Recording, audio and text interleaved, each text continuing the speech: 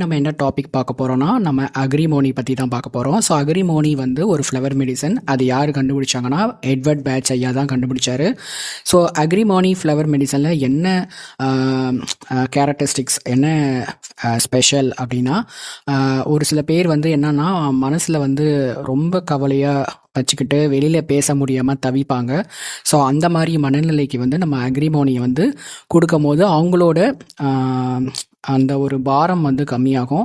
அதே மாதிரி அந்த அக்ரிமோனியோட மைனஸ் வந்து பார்த்திங்கன்னா, யார்கிட்டையுமே எதுவுமே பேச முடியாமல் அவங்களோட கவலையை மட்டும் நினச்சி வாழ்கிற ஒரு பர்சன்ஸ் தான் வந்து அக்ரிமோனி பர்சன்ஸ்னு சொல்லுவாங்க.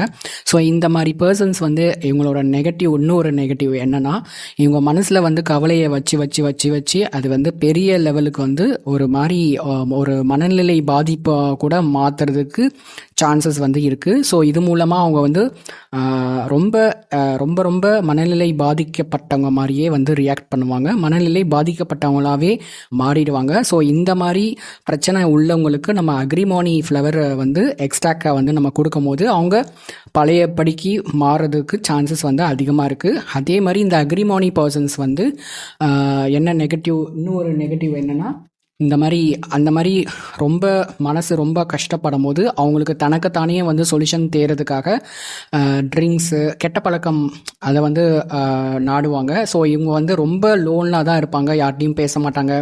அதே மாதிரி ரொம்ப வந்து பார்த்திங்கன்னா ட்ரிங்க்ஸு, ஸ்மோக்கிங்கு, ஸோ அந்த மாதிரி கெட்ட பழக்கங்களில் போயிட்டு மாட்டிப்பாங்க.